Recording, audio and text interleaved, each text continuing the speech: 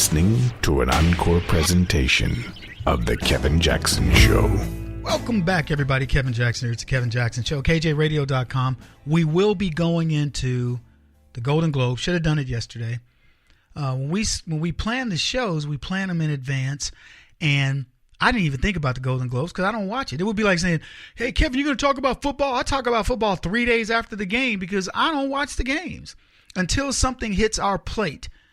We don't really think about it. So, in our defense, I don't know how much of that you want to cover, but I am going to cover it in quite a bit of depth because a lot of things came out of it that I think are applicable, that fit the narrative of what the left is trying to accomplish, and they used that platform for what they always do, what the left does. They use it for political gain.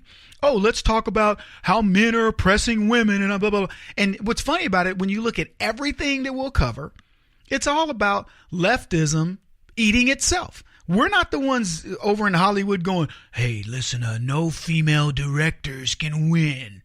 And we only want black women of color to win this or whatever. And, of course, Oprah Winfrey gets up there and makes a fool out of herself, but the Democrats are fawning all over it. And when they're not fawning all over that, they're fawning all over Wolf's book, which is a work of fiction. And let me tell you, buy into it, leftists. I hope you're listening to the program. Buy into this nonsense. You seem to think you now have your finger on the pulse of everything. You think you're setting narratives. You're setting nothing. Nobody listens to Hollywood. Nobody listens to your politicians screech in D.C. anymore. We are now much smarter than you would ever imagine. And not only that, we're reaching into the left. We're grabbing Democrats and left-leaning moderates and saying, hey, is this what you want?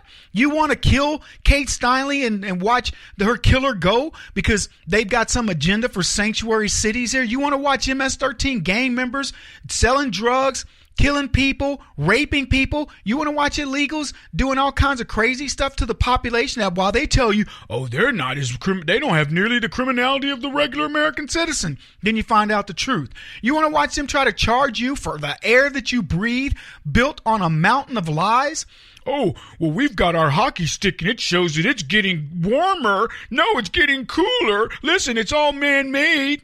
And then we've got all the evidence against it. And then you find out they're nothing but a bunch of crooks that have been lying, stacking the deck with scientists willing to say whatever they want to say. You want to bet on the idea that the left gives a crap about you when it comes to refugee resettlement? Do you think they really care about refugee resettlement, how to make a better way of life for these people? Or do you think they want votes? And are you safer for it? Do you think they want to give credit to this economy because of a guy who is sane, who understands policy, economics globally, and can put together an economy that has a stock market soaring, and I could go on? Or do you want to believe those clowns? Because that's the difference. That's where we are. Chuck Schumer has been backed into a corner. I want to shift gears here, but it has to do with immigration. He's been backed into a corner because of DACA. And I'm reading a post on American Thinker, and here's what the guy writes. How do Democrats explain to themselves the way they keep getting outsmarted by a man they claim is a moron? President Trump has the Democrats exactly where he wants them on DACA. And here's what PBS had to say. With a new deadline fast approaching, Democrats in Congress are struggling to adopt a unified strategy to protect hundreds of thousands of young immigrants from deportation. Their inaction has enraged liberal activists across the country who've shifted their anger in recent days from Republicans who control Congress to Democrats seeking to balance their commitment to a progressive priority with their desire to avoid an explosive government shutdown heading into 2018 midterms. The young immigrants they're talking about in question, the dreamers, that group of illegals purportedly brought to this country by their parents, 1/4 of whom are functionally illiterate and half of whom have not bothered to learn English. The Democrats correctly see them as future voters and hope the chain migration triples or quadruples the 800,000 into millions of new Democrats if they're allowed to gain permanent residency and citizenship. The problem is the general public is far from convinced that legalizing this group of border violators likely to become tax consumers, not taxpayers, is the most pressing problem facing the nation, worthy of shutting down the government if Democrats don't get their way.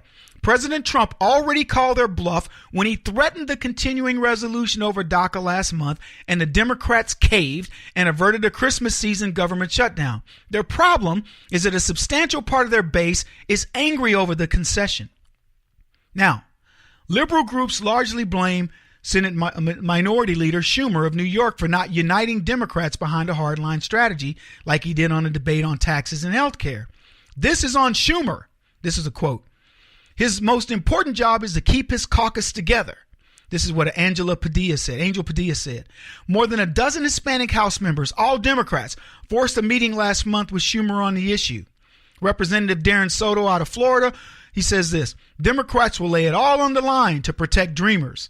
But President Trump engineered the dilemma for Schumer by rescinding Obama's executive order, creating which created DACA, giving Congress until March of 2018 to come up with an alternative approach. That trap is closing in on Schumer.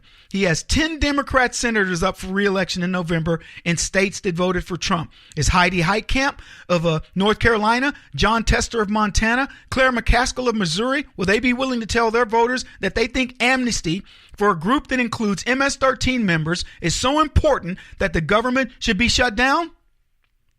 Yeah, see, that's what I like. And what reason why I like the author of this is they're thinking beyond, they're thinking of the strategy of what Trump is doing. Trump says, I got this down. This is a simple thing. I just undo Obama's thing because he couldn't do that in the first place. That wasn't within his rights. So he rescinded that executive order. He says that was Congress's role. Now, Congress, you got it back. You have a date on there. Do you want to do this now and shut down government? Oh, no, we're not going to do that because they've always fought for, we can't shut down the government. Why can't they shut down the government? You guys want to take a guess? What do you think? Exactly. So my producer says they can't shut down the government because Democrats are known for keeping government running. Why? Because Democrats are the people who are all in government. They'd be shutting down themselves. So they don't want to do that. And Trump knew they wouldn't want to do that. So now it's on their plate. We're in January. This thing will loom. How are you going to handle this? Because this is such a complicated issue. DACA. Think about it. What age do you cut it off? Should they have come over at the age of 17? Should they have come over at the age of 2? What dates do you put on it? Blah, blah, blah. All the wrangling that has to come up and all that, and then going back and forth between the Senate and stuff. It's not going to happen in the time frame that they want. And even with Donald Trump saying, I want it, because let me tell you what he's going to do. He's going to say, I absolutely want this. I want this. I believe that if you've come over to America at the age of 2, this is all you've known. We want to make sure we're going to offer you the American dream, but you're going to have to earn it by doing something different.